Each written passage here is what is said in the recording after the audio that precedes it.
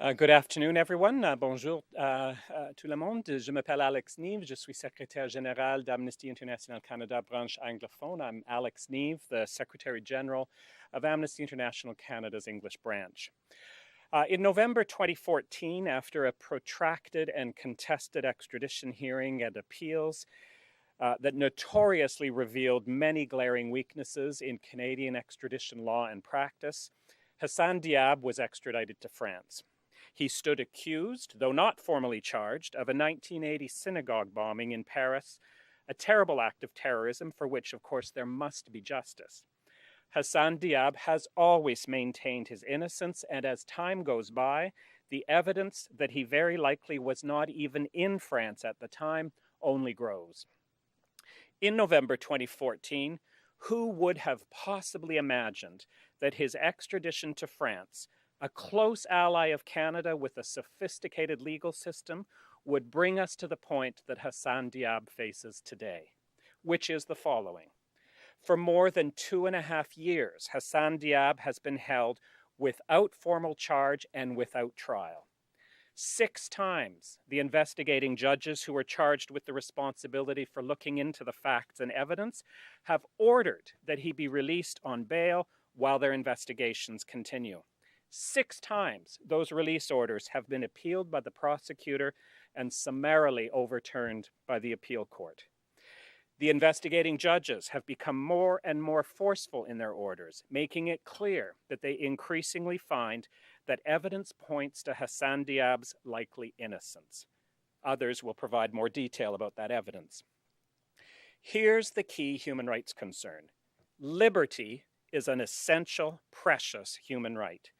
That is why international human rights obligations, binding on France and binding on Canada, establish crucial safeguards against liberty being taken away arbitrarily.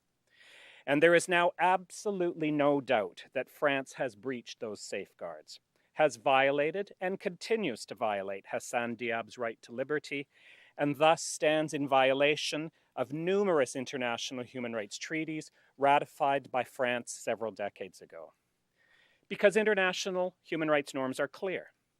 2.5 years in detention without charge or trial in these circumstances violates the right to liberty. And when a series of well-substantiated judicial orders for release are summarily and routinely dismissed on appeal, the detention has become arbitrary and again violates the right to liberty. As such, Amnesty International has written to the French Ministry of Justice, raising these concerns and demanding answers. And we have written to the Canadian government, to 2 ministers, Minister Chrystia Freeland and Minister Jody Wilson-Raybould, and 1 parliamentary secretary, Omar Alghabra, responsible for consular affairs, all of whom have very important roles to play here. For Canada cannot casually stand by while the rights of a Canadian citizen continue to be so blatantly violated over what has now become an agonizingly prolonged period of time, violated by an ally from whom we should expect and demand so much better.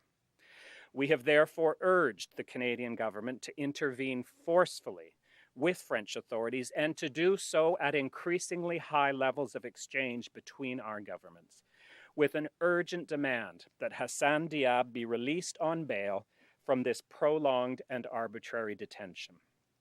And we make that public today because 2.5 years is far too long for anyone's rights to be violated so cavalierly. When it involves a Canadian citizen, the Canadian government must act, and they must act now.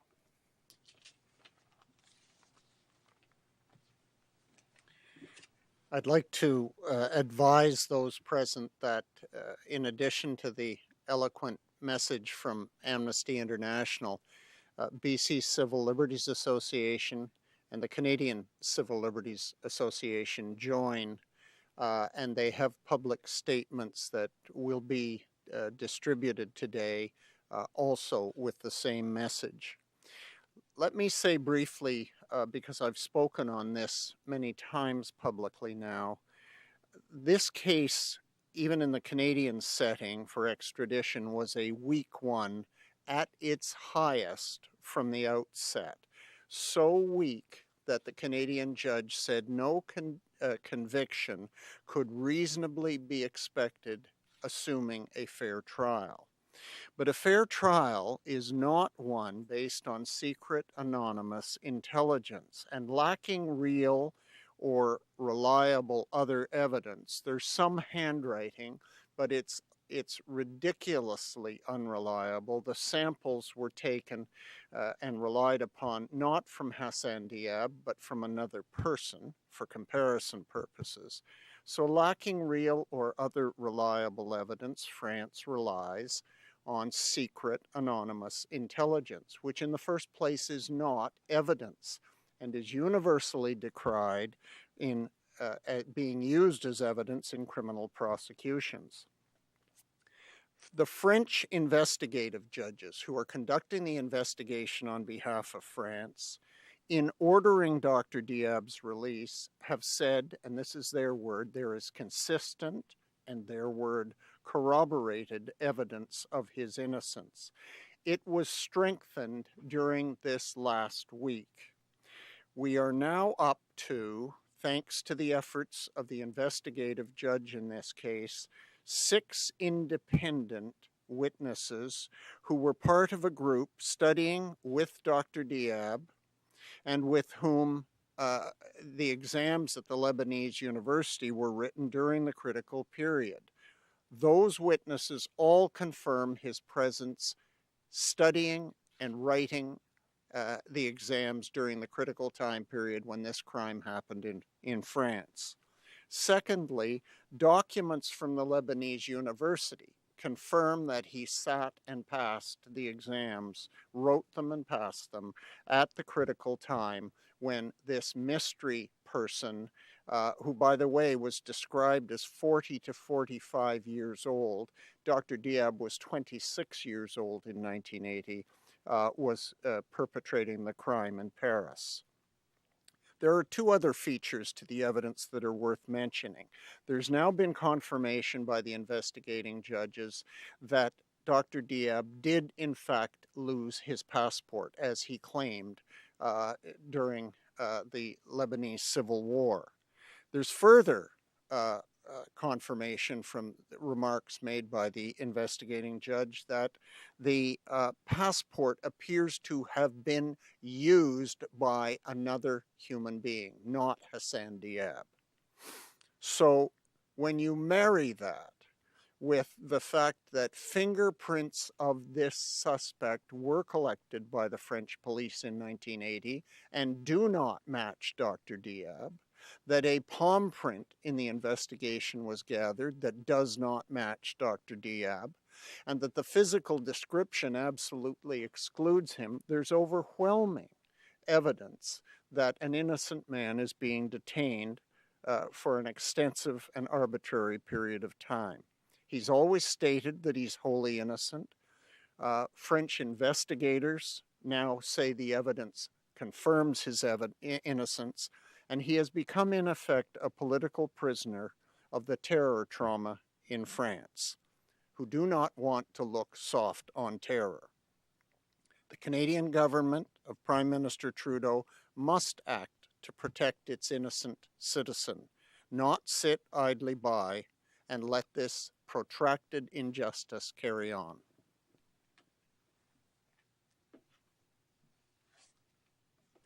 Bonjour, je suis Chantal Vallerand avec l'Association canadienne des professeurs et professeurs d'université. I'm Chantal Vallerand with the Canadian Association of University Teachers. The Canadian Association of University Teachers is the national voice of 70,000 academic and general staff at over 120 universities and colleges across Canada. CAUT has closely monitored Dr. Diab's case since his unjust termination by Carleton University soon after the allegations against him became public. We've since been gravely concerned by the violations of his civil liberties and human rights. We are today urging the Government of Canada to intervene with French authorities in order to secure Dr. Diab's release on bail. The Canadian government has a duty to protect the rights of its citizens and to uphold international human rights. the facts of this case clearly demand action on the part of the Canadian government. There are serious and consistent doubts about the evidence presented against Dr. Diab. The physical evidence produced by French authorities was described during Dr. Diab's extradition hearing by the Superior Court Justice as very problematic and suspect. With no reliable physical evidence, French authorities are allegedly relying upon anonymous and on-source intelligence that may have been obtained by torture. The unreliability of such evidence is well documented, and yet for Dr. Diab, it represents his ongoing denial of fundamental justice. Dr. Diab has now spent more than 2.5 years in a French prison cell without formal charge or trial. This is a gross denial of human rights and a failure of fundamental justice. We call upon the Liberal government and Prime Minister Trudeau to do the right thing, to defend the rights of a Canadian citizen, to uphold international rights, and to press for Dr. Diab's immediate release. I'm grateful that Amnesty International has raised its concerns about the case with the Canadian and French governments. I'm also thankful for the statements of BC Civil Liberties Association, Canadian Association of University Teachers, Canadian Civil Liberties Association, and the support of International Civil Liberties Monitoring Group and other organizations. At the same time, it has been deeply distressing to learn a few weeks ago that the Canadian government has not intervened regarding Hassan's case. Hassan has been ordered released an unprecedented 6 times because of consistent evidence that he's innocent. There are several independent witnesses as well as official documents from the Lebanese University confirming that he was in Lebanon in September and October 1980. There are exonerating forensic evidence taken from 3 different sites and so many more. Yet Hassan remains imprisoned for more than 2.5 years on top of the 6 years he spent either in jail or under draconian bail conditions in Canada. Despite compelling evidence of innocence and the excessive length of time that Hassan spent in detention, the Canadian government has not even raised any concerns about his case with the French authorities despite repeated calls and pleadings. I'm really stunned that the Canadian government would not show compassion to an innocent Canadian citizen who spent the last 8 years of his life either in jail or under draconian bail conditions.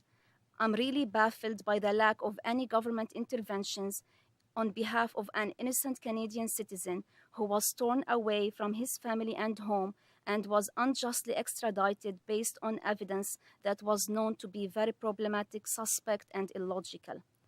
I wonder why the Canadian government is content to leave an innocent Canadian citizen locked up more than 20 hours in a foreign jail, alone and lonely, and most of the times in physical and mental pain, and why there is no empathy for an innocent man who have lost forever the chance to witness the birth of his son, to have memories of his children in their early years, and to witness their milestones as they grow.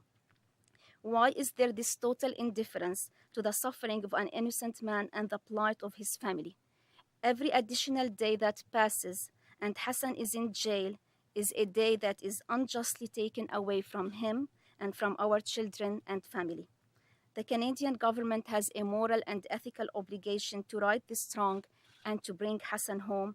This was supposed to be the season of sunny days and ways. Thank you. So we're certainly prepared to answer any questions if there are any. Hi, Mike Blanchfield with Canadian Press. I don't know who wants to answer this, but I'll throw the question out. The point was made that France is worried about appearing soft on terror. There's a new president in France who is presenting his own version of sunny ways. What do you want to see the Prime Minister do, given the new playing field there? Someone want to answer that? We read in the Globe and Mail that the Minister Freeland, has given assurances to a Chinese Canadian of assistance with detention in China of a parent or parents. who are wealthy Canadians. The circumstances here cry out for our government, Prime Minister Trudeau, to act on behalf of Dr. Diab. I think it's speculation to say that, use terms like sunny ways there and here. I mean, this is real international diplomacy involving human rights. And France, at the same time that they have a new president, also is talking about extending the state of emergency. And so the balance between national security and assuring an anxious population that the government is protecting security at the same time as protecting France's long history of respect for human, civil, and legal rights is a delicate balance. In the case of Dr. Diab, it's clearly imbalanced now, so we want that balance restored.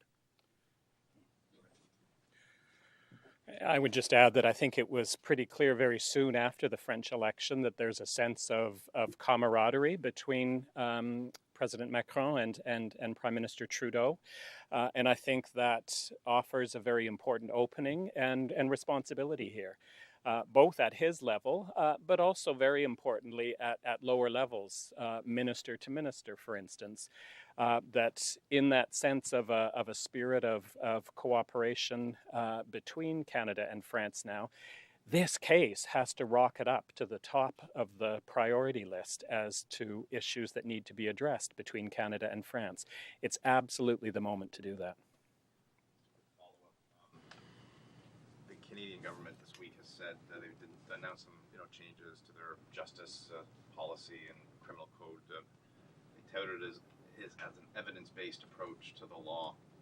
You presented a lot of evidence here, and you're suggesting there's evidence. What is your explanation for why this government isn't seeing the evidence the way you're seeing it? Is there something else going on that explains that, or what is your view of that approach?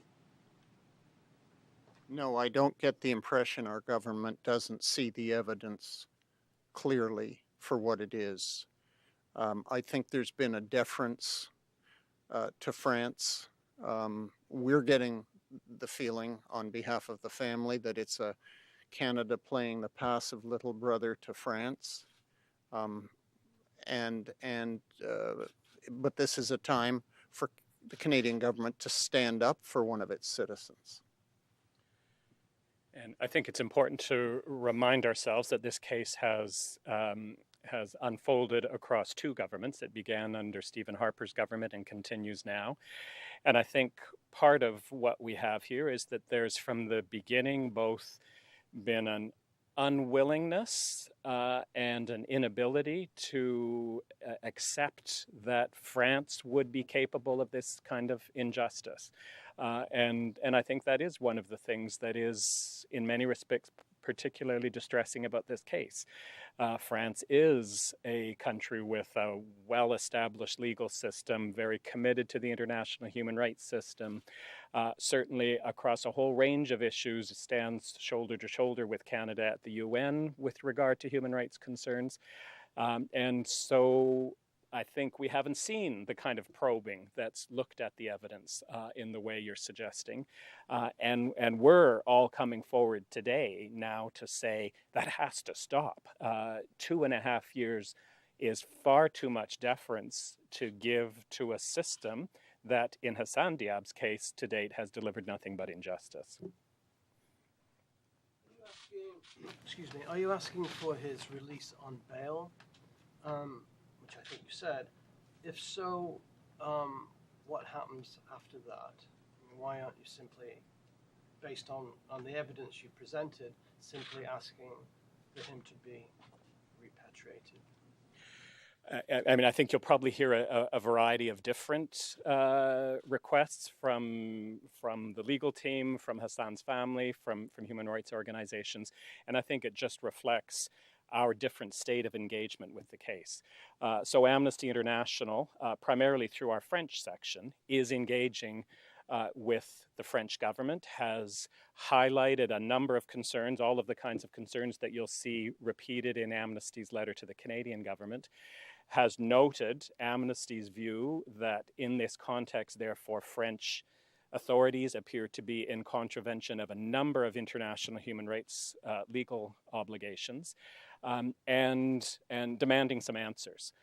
Depending on how that continues to unfold, we may then get to a second stage where we are making a different kind of request. But our urgent, immediate concern is that in these circumstances, regardless of what happens in the long term to the charges against him and proceedings, etc., he should be free on bail right now. Under international human rights norms, there is absolutely no basis for his continued detention in these circumstances. So as an urgent first step, we want to see that happen. If I can add to that, from a legal perspective, we are asking for his repatriation based on the evidence of innocence. And the concern is this, that 6 times the investigative judges, the president and vice president of the investigation in the French system, and in the French system it is les juges who investigate, 6 times they've ordered release based on evidence of innocence. 6 times there has been detention on what can only be characterized in the circumstance given the evidence as arbitrary grounds, that it would cause public disorder in France to release him, and or that he is a flight risk. He is clearly no flight risk. He lived for multiple years, 6 years at least, in Canada under stringent bail conditions and never breached one of them. And he was released in Paris after the first of these release orders, before the French prosecutor could act, for 12 days and lived peaceably with another academic in Paris. There's no basis for that. Secondly, there's no basis for the ground that it would cause public disorder in France, except in the political sense. It is not threatening to public order to release an innocent man. So our concern is that he be returned, because the orders of the judge investigating and his vice president, he can order the end of the investigation, and he has ordered in his reasons a suggestion that further investigation will not show inculpatory evidence against this man. So if there is an end that is ordered to the investigation and a recommendation for no trial, we've no assurance that the prosecutor, who has appealed every one of these 6 release orders on the same spurious grounds, will not appeal that, have it overturned, have him sent to trial and convicted in a show but private trial for the same political reasons that he's been detained. He's being scapegoated. There's a necessity in France, after all these many years, to find a perpetrator. And he served as the scapegoating, culpable suspect. Now he's been proved by the judges almost conclusively to be innocent. And our fear is that if he isn't returned to Canada, he'll be, the history of 2.5 years of his experience in France suggests he'll continue to be subject to arbitrary and political punishment. Sorry, just one more quick question. Do you know how usual or unusual it is for a prosecution in France to resist an investigating judge in this way? I can only answer that with the words of the French lawyer William Bourdon, who is an experienced criminal lawyer in Paris, who says the situation in Dr. Diab's case is unprecedented in French legal history. Any other questions? Oh, yes, yeah. All right. Thank you very much.